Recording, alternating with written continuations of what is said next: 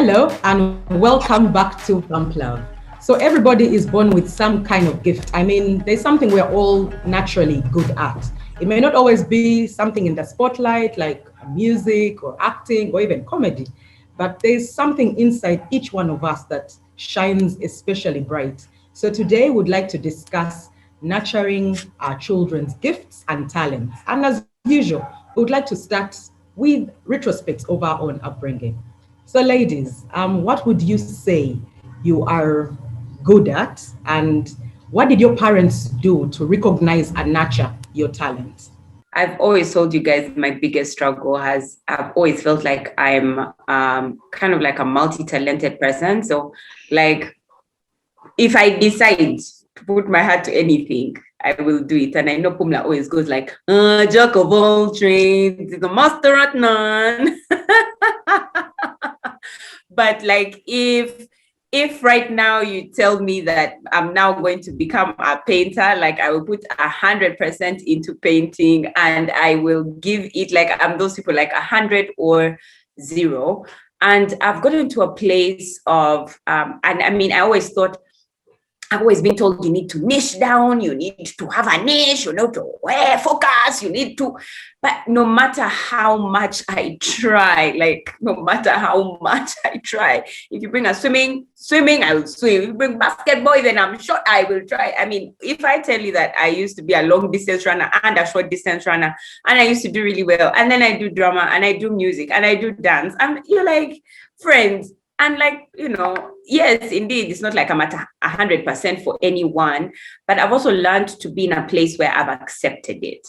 I've accepted that that's one of the things that I'm really good at, which is I try 100% at everything that I put my heart to. Like, I've now decided that is what I am good at. I am good at trying to do other things. You know what I'm saying?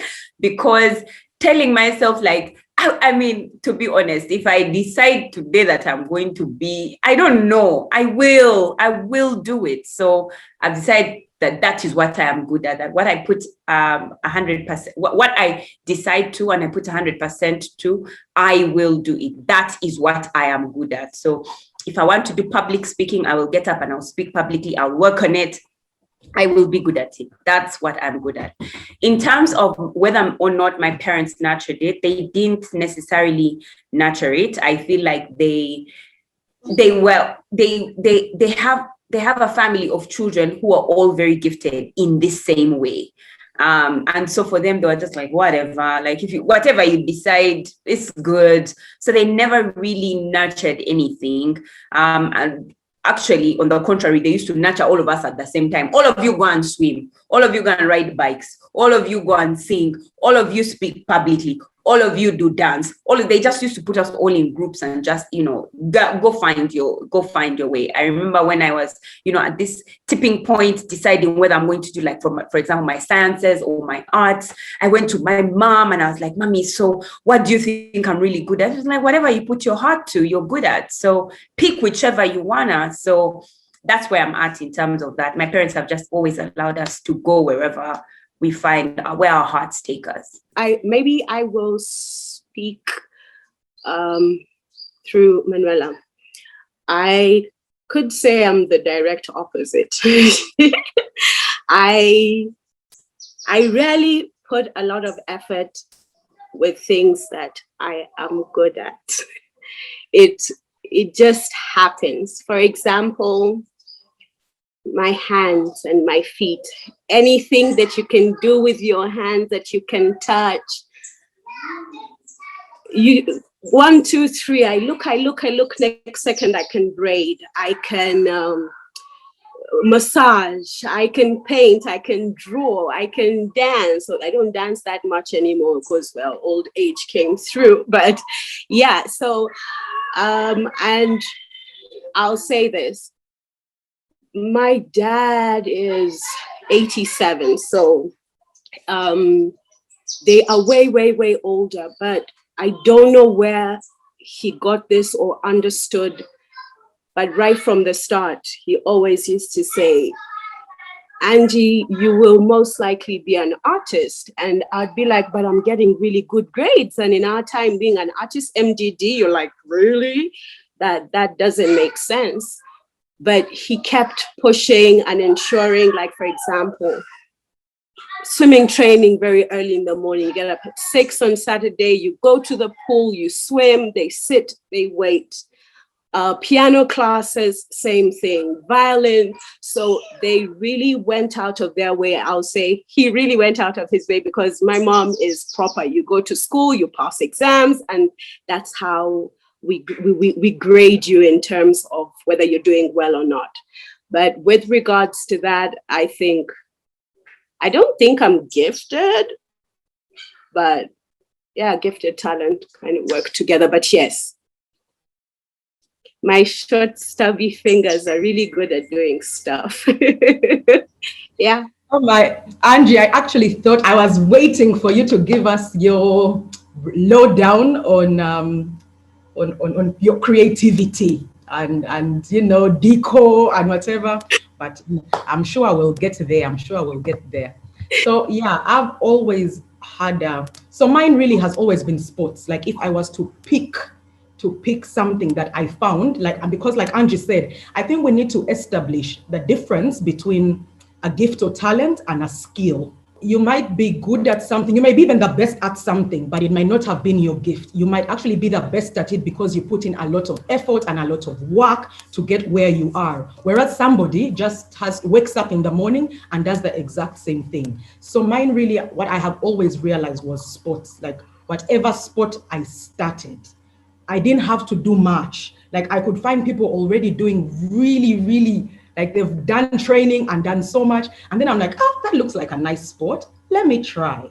And as soon as I'm there, like everybody is on, you have but I realize maybe it is the strength. Like I think, and because of course I'm mostly competing with girls, I kind of have a strength. Like my coaches and everybody always told me that I think they thought I had a little more testosterone than other girls. and I recognize it now, like in things like the Olympics and other like Semenya. I'm always like rooting for Semenya, and like whenever they come out and they say no, her testosterone levels are too high for her to compete in this activity, I feel so bad. I die inside because she's a woman, but her testosterone is high, so they don't want her to compete with women because it gives her an advantage. So I really I understand where it comes from. So mine mostly, I did everything, but the one that I specialized in mostly was swimming. And I remember my dad was always a pusher for extracurricular activities. And like Angie, my dad was the one who did everything. So he signed when it came to extracurricular. So he signed me up for every sport club. He paid for me to continue like practicing and training even over the weekends. And even when my mom complained, Banage, that girl has to study, he was always saying, no, this is what she really wants to do. Let her father it. And I was actually scouted and I was asked, and I joined the junior swimming national team, the Uganda national team. And my dad took me for training every single day after school. He paid the coaches, he did everything. Like even when I was in boarding school, in high school, he picked me up over the weekends. It's like I was favored, and yet it's something that he just wanted me to do really, really well at it. I remember even my first sleepover, I had to travel to Kenya, but the bus, we were going by bus, and the bus, I think I was 12 years old or so, and the bus was leaving really early in the morning. And my dad had a problem with, sleeping over at people's houses. But my first sleepover, he allowed me to sleep at a teammate's house. I was 12, I think, at a teammate's house, so that we could leave very early in the morning. Like he couldn't have taken me. So he was always like, at least for that, it's something that he recognized very early, that this girl, whatever sport she touches, whenever she's going to do something, she really runs with it. So let me help her. And I remember that it was, because we're an African setting, it became a debate between, now, are you furthering your education? Are you pushing this more? So Munange, that's how the sports thing kind of died a little, but yeah, we had to choose education each and every time. Problem. Your mother won. My mother won. She won. So interesting. Now that you put it that, we need to differentiate between a gift and a skill, I think now I'm a bit confused. But what I know that I have always been good at, and that my parents, were not really deliberate, but they tried to nurture growing up, is public speaking and communication. So I've told you guys on the show before that I spoke a lot when I was a child. I taught plants, I taught walls, I taught flowers. My mom was actually telling me that I even used to talk to my shoes. And like I would repeat things that like my teachers said. And they always thought that I would be a teacher. But I think what she said was they just became a role model. They just became people that I looked up to and I aspired to be like. But when I was about 4, and my dad tells the story a lot, I did cry and ask to be put in a TV. So I said, I want to enter the TV. And there was an anchor at the time. I remember her very well. She's called Munira Ali. Very beautiful. I don't know if you guys remember her. And she used to do World Panorama. And I would be like, gosh, I want to be like that woman. Take me to the TV. Let me enter. There must be some door behind the TV. And long story short, yes, I did end up on TV. And communicating is something that, well, I wish, now I look back and I wish I had sort of harnessed it a bit more. I guess I would be very far, but I'm happy with where I am now. It's something that I can do. Wake me up at 3 a.m., give me a news bulletin, and I will read it, like without even flinching. Just even speaking in public. Of course, there'll be the nerves and everything, but generally, I know that for a fact, if there's anything that I'm great at, it's speaking in public and communicating. And my parents, I remember when we were picking like stuff to go to school, like, you know, your choices, that was a no-brainer. Like deciding that I'm going to do mass communication, we were not having long conversations of think, what is it that you like? What do you want to do? It was just natural mass communication. And I remember my mom mentioning that my siblings were always, you know, like how you've been naughty as siblings, and then there's been like a grand lecture from you guys need to behave. You went outside the gate without permission, blah, blah, blah. What do you have to say for yourselves? My siblings would be mute. Me, I would put up my hand and I would be the one to speak on behalf of my siblings, just to say we are sorry, we really apologize. This shall not happen again. And my mom told me that even when like we had plans as siblings and we needed to say communicate to the parents or communicate to my dad, yes, there would be times when we'd send our last born, but like overall they would send me because I would be the one to relay and put down the objectives, the benefits, share the budget, like basically speak on behalf of my siblings. So communication has always been that thing that I believe I am good. And for you, Rachel, I can honestly say that now that is what they call talent. That's a gift, because especially so if it was me, though, people would say, yeah, that girl, she's extroverted, she talks, she's all out there. Public speaking comes easy to me, communicate, that's easy. But for you, yours is that your personality, you're kind of on the softer side, more conservative. So for this to be your light that shines bright is so clear that it's something innate. It's something that God molded and literally gave to you, and it's you who decided, I'm going to grow this thing and nurture it. And I think that's great. So is there a gift? So now I think, Rachel, we will start with you, because you've clearly been paid for your gift before. So I just wanted us to discuss that. Is what our gift, has it ever earned us an income? Is it what we are doing currently for a living? Absolutely. So when I finished uni, actually before I finished, a few months before I finished, there was a job waiting for me at a radio station to read the news.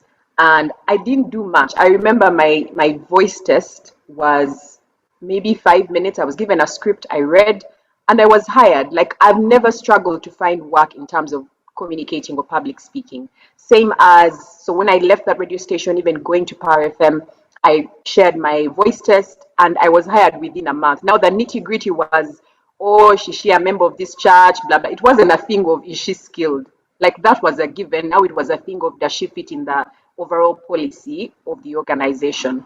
And then I tell this story a lot. I went to NTV to ask for a job. I was that confident. I went and I asked the news manager. She's Kenyan. She was Kenyan at the time. I told her, I've been working at a radio station and I believe I'm ready for TV. And she asked me a couple of questions. I went and did a screen test. My screen test was a breeze. It wasn't this thing of, I'm scared, or please repeat. Don't even reading on a prompter. Nobody trained me. My screen test was such a breeze. And again, they were happy with it. And now it was a matter of, okay, we don't have a position at the moment. But when the position opened up, I was the first person that was called. I remember at the time, Rosemary, rest in peace, had left for the UK. I think Wikshana was also leaving, and I was hired. So yes, for me, communicating has earned me a living. I still live by it. Even right now, I'm communicating. um, just that I am talking about things that I absolutely adore, which is motherhood and parenting. So yeah, yes, yes, yes. Have I earned money from my talent? Yes. In school, I used to plait hair. Like if I was the type of person who'd finish all my grub in the first 2 weeks. And then when my brothers were still in the school, of course, they would give you money. But now when they left, I had to make sure that ends meet. So I used to plait hair for cornflakes and, sugar, things like that. Then, of course, as I grew older, decor. If anything, it's good, Pumla, you kind of mentioned it. In the couple, maybe a year or so, I've been struggling with trying to understand how people are able to go onto the internet and pick something and place it. The insects in my head don't allow me to do that, which makes it difficult for me to explain to people what I want to do. Luckily enough, when I was getting into this industry, there wasn't a lot of influence. There wasn't a lot of social media influence. So everything literally came out of my head. But as I carried on working, I realized that the millennial bride needs to see something before. So last year was pretty uncomfortable because I was in a position that I ordinarily wouldn't be in, because show me something and I'll create. But with time, I have learned to, the transition, still the insects come into my head. And what I do is I use whether social media, and then I add what I don't even need to work hard to create. And then when they come together, it actually works. So yes, I have made money off my talent. And I'm basically also saying, yes, it's an easy breeze, but sometimes you will find those positions where even with all your talent, you might need to give people visuals. So yes, I have made quite a lot of money from doing something that I love. In terms of, once again, hands, I don't know, you can't call yourself a good something to somebody else, but my kids say I'm a really good mom. I notice when people give me kids, no matter how they are, there's a way I know how to touch a baby, and then, they calm down. So maybe in the next session of my life, I will join the cradle and make some money. I was side-eyeing you when you were saying, I've made some money from my talent, but you clarified after when you said I've made a lot of money. That's another thing about these God-given talents. There's a way you move away from, like, money is never the first thing that you think of. It's about doing what you love. So yes, I will be paid 150, 200 million, and I'll end up spending 210. But yeah, I have made a little bit of money. I like that. I like that money is just an extra. It's the reward for your talent, but it's not the focus. That I completely understand. So I have, yes, been paid to at least mostly for swimming and tennis. I have been paid to do sports. It's not what I'm doing right now, but that's on the larger side. But on the smaller side, the extra, actually not directly, the extra attributes that have come with who I am as a sports person have actually helped me do my job that I currently do better. I'm an analyst. I'm an economic analyst mostly. And the attributes that come with sports are discipline, mostly, teamwork. You have to know how to work with people. And because I do analysis, sports, it's a healthy lifestyle. It helps, as much as it helps your body, it helps your mind as well. So I've always found that I've had an advantage over others. Like when my mind is usually clear. And I realized a long time ago that it is mostly because of my involvement in sports activities. I'm very physical. I'm an outdoor person. I'm very physical. And I think that has a lot to do with my talent. But So I have been paid mostly in kind, but in finances, I think I also need some magical hands. So I wanted to read a scripture that I go by at the beginning of this, then I forgot when I started to answer. It's in Exodus 31, 2-5. It says, "See, I have called by name Bezalel, son of Uri, the son of Hur, of the tribe of Judah. I have filled him with the spirit of God in wisdom and skill, in understanding and intelligence and in knowledge, and in all kinds of craftsmanship, to make artistic designs for work in gold, in silver, and in bronze, and in the cutting of stones for settings, and in the carving of wood to work in all kinds of craftsmanship." And the reason I'm saying that is because, like I said earlier, like one of the things that I've always struggled with was people telling me I have to be in one area. And this scripture usually just puts me, it centers me and tells me, you know what, it's okay. Some people, God gave 1 talent, some he gave 2, and some he gave 5, right? And I just happen to be among the ones of 5. And I have come to a place of acceptance. Like, how many times do you find a guy who's good with gold, good with silver, good with stone, and good with carpentry? It's not there. Like, you have one person who's good with carpentry but not with gold. But I guess that's how God didn't work like that for me. And in terms of have I made money? Absolutely. If I'm making juice, I want to make money from the juice. If I'm going to do children, I'm going to do well with children. I'm going to do business, I'm going to do well with business. If I'm going to do motherhood, I'm going to do well with motherhood. I'm going to make money. I know there's a scripture that says that your gift will bring you before kings. And for me, that's exactly what my giftings have done. No matter where I am at, if I am swimming, if I am running, if my gifts do bring me before kings, and they pay for it. So for me, you know me, guys, I run from poverty. Like poverty is here. It didn't know my name. It didn't hear me. It didn't know me. So I'm always looking for ways to make money, and I use my gifts to make. I said, what am I really good at? I was telling, I think, Rachel, I've never really been an organized person as me. I'm sanguine. By default, I am a sanguine. But then I realized that it was putting me into a certain form of depression.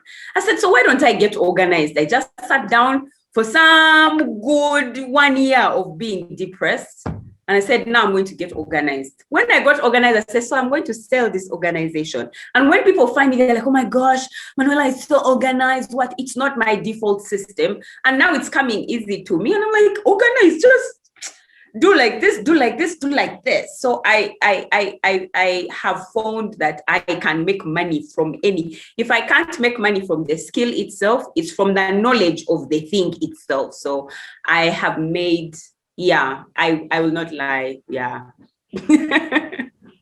Ugandans really like money. So whenever something happens, their real first question is, but are you making money? Does your gift put food on the table? Does that put for them? If that's the end, it's not even the end, that is the alpha and omega, money. So if you tell someone I'm good at this, they'll look at you and ask you, but So because they count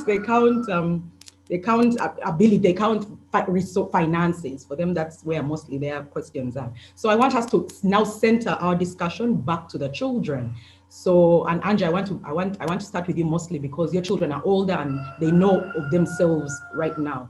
So what are the talents that you have noticed in your children, and what are you doing or have you done to nurture them? You've put me on the spot there.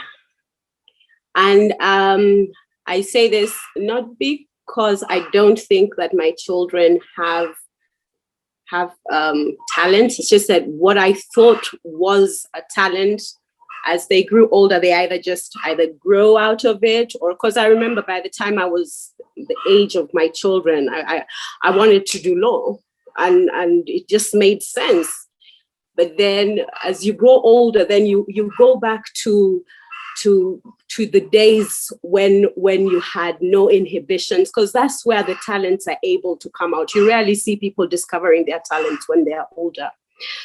I think at this point in time, it sounds odd, but I'm I'm kind of just waiting, because I could say maybe it was this, because, okay, my kids are bright, but I don't think that's a talent, because they get both their mom and dad's genes. My first two borns can dance. My last two are like their dad. So I don't have a child who is musically inclined. In terms of, I would say maybe they're really good at athletics, especially the boys. But then they also come from a tribe where people are gifted by nature. So without shooting myself in the foot, I'd say, to be honest, I'm waiting. I'm waiting to see what because when you're young, your parents are trying, they see what they think is a talent, and then you will encourage your child. But when they're at the age that my kids are at, I'm just waiting to see. Like, for example, Charles is really good with soccer. He's really good with basketball. Leo, we all know Leo, gifted by nature.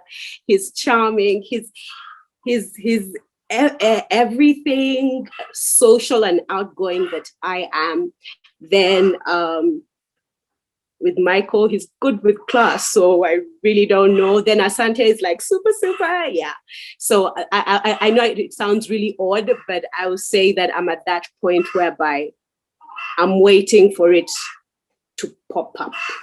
I don't know if that makes sense. Yeah. I actually think it makes sense. So there are certain things I've noticed about Micah. In the beginning, we noticed that he was very musical, and we still see sort of streaks of that. He sings a lot to himself, whether it's in the bathroom or in the loo or wherever. So singing is very, very key. And one of the things that we want to start him on is music school. There's actually a music school next to where we live. So I understand when Angie says that she's waiting, because I think a lot of this stuff is touch and go. There are those kids who will know for sure, this is what I want to do, maybe from when they're younger. And then there are kids who, your parents will sort of nurture something, because I was reading about the Serena girls, and their dad put in time, not the Serena girls, the William girls. Their dad put in the time and the work to make them what they are today. And so I think that, yes, for Micah, it's the musical thing. And then he has a weird thing about logos nowadays. One of the things he spends his time doing is like looking at logos. So he's really fascinated by the LG logo. He's drawn it like on the walls. And so he now likes to sort of identify, like, Mommy, are you using your HP laptop? Daddy, are you using your Acer laptop? So logos and brands are like a thing to him. The other day recently, he used to have a thing about number plates. So he would just recite number plates and would be like, whose car is that? Only to go outside in the parking lot and you see the car in the parking. So I feel like we are still in that experimental phase where it's just like, he likes this, he likes that, he likes this. But the music thing is definitely something we want to pursue. You guys have always known Blake, it's always been cars. Like, he's never moved away from that. From the time he was a baby, it's all we've ever known to date. Have I done anything to nurture it? Cars are dangerous for children at this age. Like, we're not going to put him in a race car.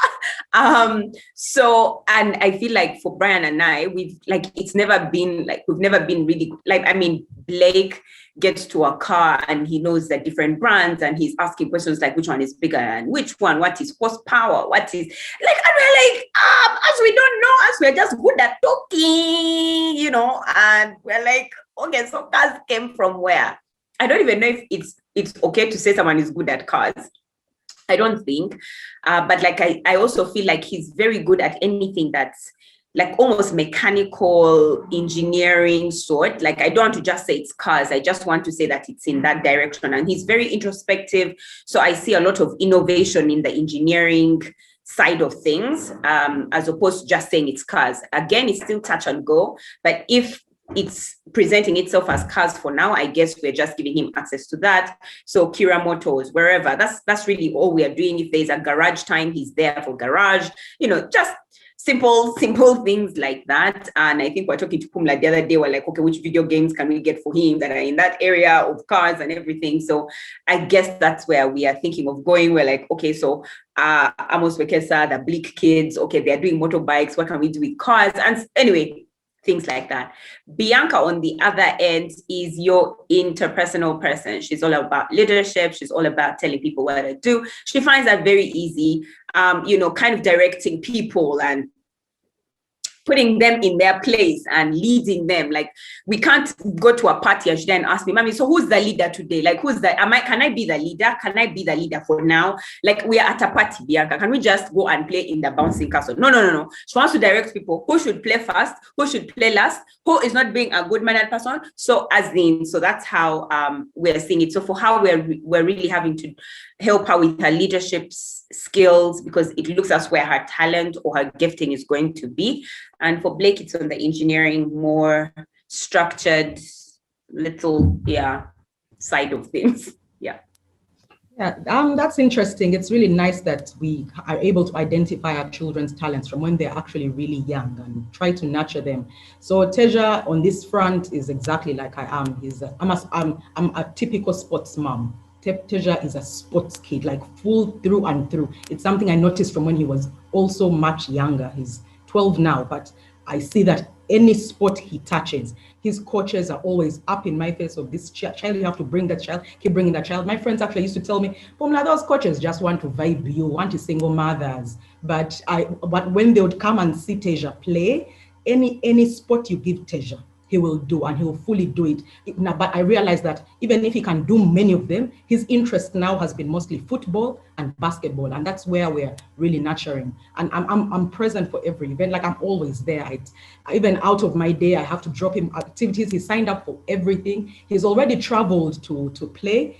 He went to Dubai the other year. He was supposed to go to Barcelona last year, and we were already trying to save and hope we can have enough money to take him. So he's already been signed up. Like he's really just a sports person, and I just try to keep up with his energy. It's been really an interesting conversation that we've had, and I think we should always encourage our children to nurture their talents, and we should do something about this.